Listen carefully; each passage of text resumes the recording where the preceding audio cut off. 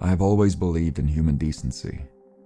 I have always believed that if a normal person is faced with the decision to be kind or cruel, they would choose the better option. When people spoke about human nature as anything other than inherently altruistic, I thought that they were just hiding behind cynicism to ensure they wouldn't get hurt. I have always believed in human decency, but then I started a YouTube channel. The channel wasn't meant to kickstart an extravagant media career. Hell, it wasn't even meant to be a fun hobby. I just needed a place to easily share videos with extended family. The idea of a stranger stumbling into snapshots of my life never really occurred to me. But they did. They descended into my life like starving vultures and made me doubt any shred of belief I had in human decency. I posted up the first video about 2 years ago. It was a quick 30-second clip from my mother-in-law's birthday party. A couple months prior, her husband of 50 years had passed, and my wife wanted to make sure that her mother wouldn't end up spending her birthday alone. The video was simple but sweet. Half a dozen people gathered around an old lady singing happy birthday as she struggled to blow out the candles. There were 3 comments. The first came from my wife's sister, who was out in Europe on a business trip. B. Clark. Sorry I couldn't make it. Hope you're saving some cake for me. Happy birthday, Mom. The second from my brother, who my wife wasn't keen on inviting to family gatherings. Ray David. Doesn't look a day over 70. Stay classy, Miss Clark. And the third, from an account that could only be identified by its blank silhouette profile picture and nondescript name. Angry Gorilla 78. You people are sick. Look at that woman. She doesn't want to be there. She doesn't want to be alive anymore. I bet you she cries every night, torn between the pain of her frail body and the agony of living without the love of her life. Just let her die already. For a second, I considered whether the comment wasn't just another one of my brother's strange jokes, but it was far too vile for even him to type out. I briefly considered responding to the comment, but I didn't let my anger get the better of me. I simply deleted the comments and moved on with my life. I did my best to push the internet stranger's words out of my head, and for the most part I did. Whenever we went to visit the old lonely woman in her nursing home, however, Angry Gorilla's assessment of my mother-in-law's will to live kept echoing through my skull. When we finally laid her to rest last winter, the words echoed once more. But there was a finality to them. She was gone. Anything that this YouTube commenter had to say about her was drowned out by a barrage of heartfelt eulogies. I thought that I wouldn't have to worry about the words of another internet stranger ever again. I have a daughter. She's in elementary school. She plays the piano. I have, on multiple occasions, suggested to my wife that our daughter does not like playing the piano, but she would hear none of it. Her parents never encouraged her to learn an instrument, and she regretted it all her life.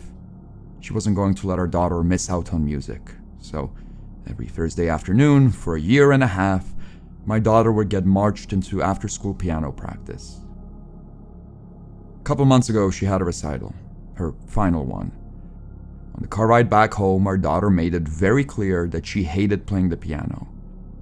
My wife tried convincing her otherwise, but I put my foot down and said that if the kid doesn't want to learn an instrument, she doesn't need to learn an instrument. My daughter, the tiny diplomat, suggested that she could learn an instrument that wasn't stupid, like, say, a saxophone. At the recital, our daughter performed a rendition of Clair de Lune, which my wife caught on camera. The moment we got home, my wife insisted I post the video on YouTube so the family could see the performance. I got our daughter's permission to post the video and promised to keep it unlisted so that only our family could see it. By the time we sat down for dinner, the video had already amassed a pile of comments from the family Facebook chats.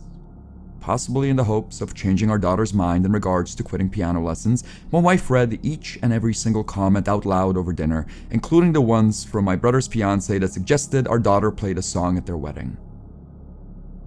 When my wife reached the username bashfulvulture44, she went quiet. She read the comment to herself under her breath and immediately pulled me out of the dining room. Whoever bashfulvulture44 was, he was sick. she wanted me to delete the comment immediately. Upon reading the bile myself, I raced to the computer and deleted the comment. I was beyond furious trying to figure out who from the family chat would have gone through such pains to tear my daughter down, but I quickly realized Bashful Vulture 44 wasn't alone. The comment section was flooded with his ilk. Dozens of internet strangers were crowding the comment section with cruel messages about my daughter, my wife, me, and everyone else in the auditorium. I rushed through the comment section, deleting every unfamiliar account I could see, yet whenever I refreshed the page, there was another barrage of vitriol to sort through. I was so focused on deleting the individual comments that at first, I didn't notice the replies.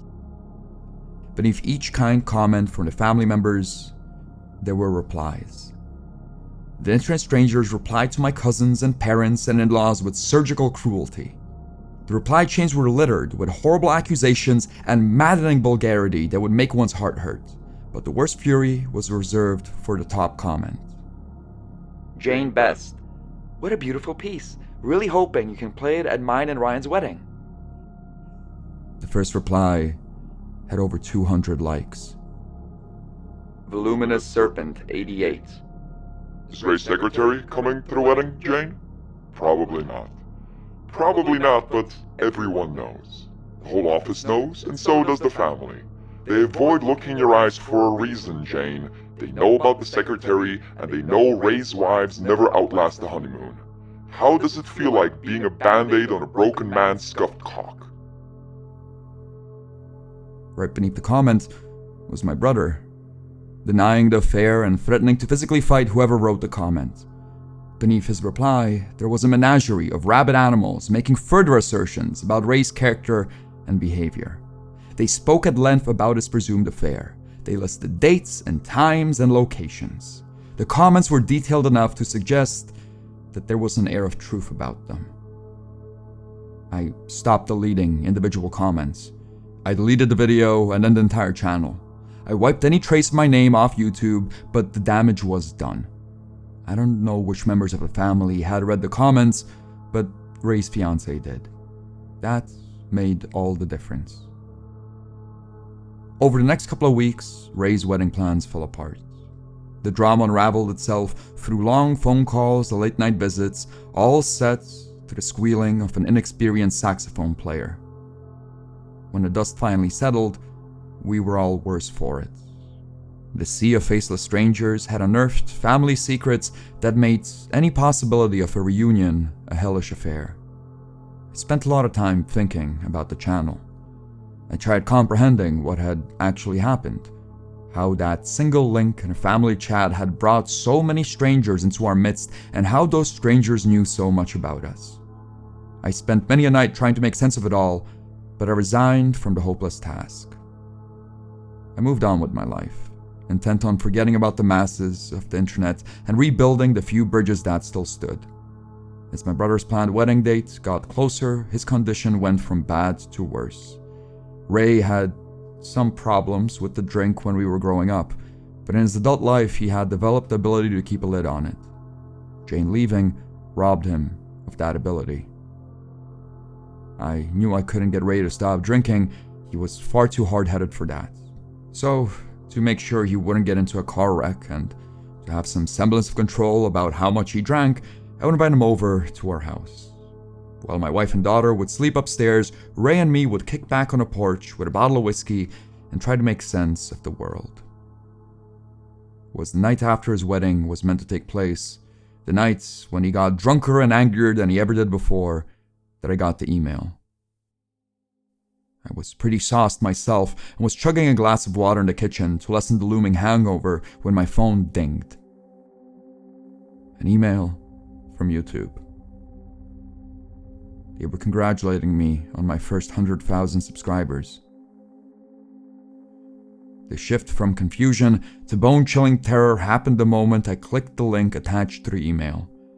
My channel was back and bigger than ever. The views of the 2 videos I had deleted were well in the hundreds of thousands, but there was a third video which I had not posted.